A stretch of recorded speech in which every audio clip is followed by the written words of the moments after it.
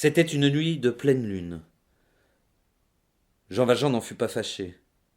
La lune, encore très près de l'horizon, coupait dans les rues de grands pans d'ombre et de lumière. Jean Valjean pouvait se glisser le long des maisons et des murs, dans le côté sombre, et observer le côté clair. Il ne réfléchissait peut-être pas assez que le côté obscur lui échappait.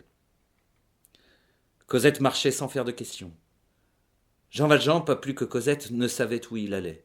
Il se confiait à Dieu comme elle se confiait à lui. Il lui semblait qu'il tenait, lui aussi, quelqu'un de plus grand que lui par la main. Il croyait sentir un être qui le menait, invisible.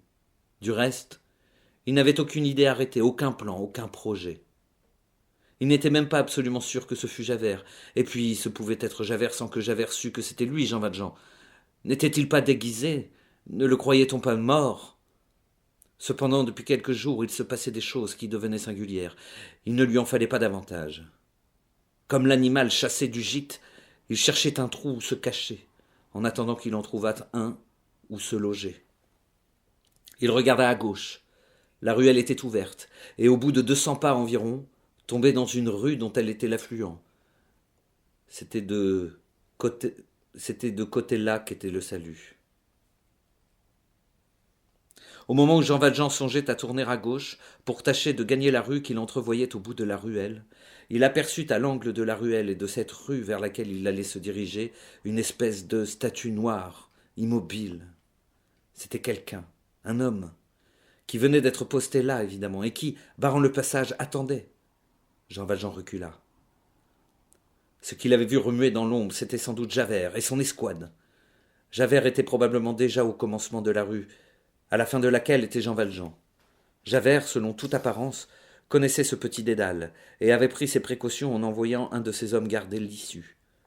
Avancer, c'était tomber sur cet homme. Reculer, c'était se jeter dans Javert. Jean Valjean se sentait pris comme dans un filet qui se resserrait lentement. Il regarda le ciel avec désespoir. Toutes les situations extrêmes ont leurs éclairs qui tantôt nous aveuglent, tantôt nous illuminent. Le regard désespéré de Jean Valjean rencontra la potence du réverbère du cul-de-sac Genrot. À cette époque, il n'y avait point de bec de gaz dans les rues de Paris. À la nuit tombante, on y allumait des réverbères, lesquels montaient et descendaient au moyen d'une corde qui traversait la rue de part en part et qui s'ajustait dans la rainure d'une potence. Le tourniquet où se dévidait cette corde était scellé au-dessous de la lanterne dans une petite armoire de fer dont l'allumeur avait la clé. Jean Valjean franchit la rue d'un bond, entra dans le cul-de-sac, fit sauter le pêne de la petite armoire avec la pointe de son couteau, et un instant après il était revenu près de Cosette. Il avait une corde. Ils vont vite en besogne, ces sombres trouveurs d'expédients aux prises avec la fatalité. Alors, sans se hâter, mais avec une précision ferme et brève, d'autant plus remarquable en un pareil moment que la patrouille et Javert pouvaient survenir d'un instant à l'autre, il défit sa cravate, la passa autour du corps de Cosette sous les aisselles, rattacha cette cravate à un bout de la corde au moyen de ce nœud que les gens de mer appellent nœud d'hirondelle, prit l'autre bout de cette corde dans ses dents, monta sur le massif de maçonnerie et commença à s'élever dans l'angle du mur et du pignon avec autant de solidité et de certitude que s'il eût eu des échelons sous les talons et sous les coudes. Une demi-minute ne s'était pas écoulée qu'il était à genoux sur le mur. Cosette le considérait avec stupeur, sans dire une parole. Avant qu'elle eût le temps de se reconnaître, elle était au haut de la muraille. Jean Valjean la saisit, la mit sur son dos, lui prit ses deux petites mains dans sa main gauche, se coucha à plat ventre et rampa sur le haut du mur jusqu'au pan coupé. Il y avait là une bâtisse dont le toit descendait fort près de terre, selon un plan assez doucement incliné. Jean Valjean se laissa glisser le long du toit, tout en soutenant Cosette, et sauta à terre. Il se trouvait dans une espèce de jardin, fort vaste, et d'un aspect singulier. Un de ces jardins tristes, qui semblent faits pour être regardés l'hiver et la nuit. Cosette tremblait et se serrait contre lui. On entendait le bruit tumultueux de la patrouille qui fouillait le cul-de-sac et la rue. Les coups de crosse contre les pierres, les appels de Javert au mouchard qu'il avait posté, et ses imprécations mêlées de paroles qu'on ne distinguait point. Tout à coup, un nouveau bruit s'éleva, un bruit céleste, divin, ineffable, aussi ravissant que l'autre était horrible.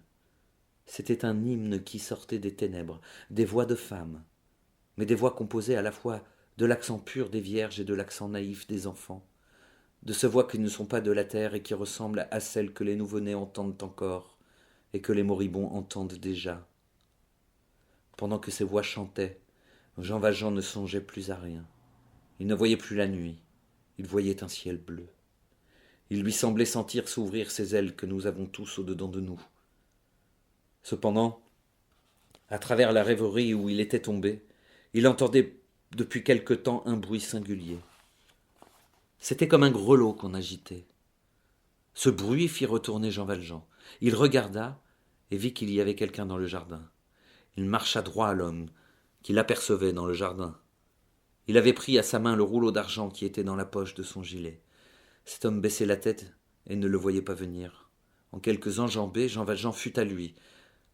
Jean Valjean l'aborda en criant « 100 francs !» L'homme fit un soubresaut et leva les yeux. « 100 francs à gagner !» reprit Jean Valjean. « Si vous me donnez asile pour cette nuit. » La lune éclairait en plein le visage effaré de Jean Valjean. « Tiens, c'est vous, Père Madeleine ?» dit l'homme. Ce nom, ainsi prononcé, à cette heure obscure, dans ce lieu inconnu, par cet homme inconnu, fit reculer Jean Valjean. Il s'attendait à tout, excepté à cela. Celui qui lui parlait était un vieillard courbé et boiteux, vêtu à peu près comme un paysan, qui avait au genou gauche une grenouillère de cuir où pendait une assez grosse clochette. On ne distinguait pas son visage qui était dans l'ombre. « Qui êtes-vous ? Et qu'est-ce que c'est que cette maison-ci » demanda Jean Valjean. « Ah, pardieu, voilà qui est fort !» s'écria le vieillard. « Je suis celui que vous avez fait placer ici. Et cette maison est celle où vous m'avez fait placer. Comment, vous ne me reconnaissez pas ? » ?»« Non, dit Jean Valjean. Et comment se fait-il que vous me connaissiez, vous ? » ?»« Vous m'avez sauvé la vie, dit l'homme. » Il se tourna, un rayon de lune lui dessina le profil, et Jean Valjean reconnut le vieux Fauchelevent.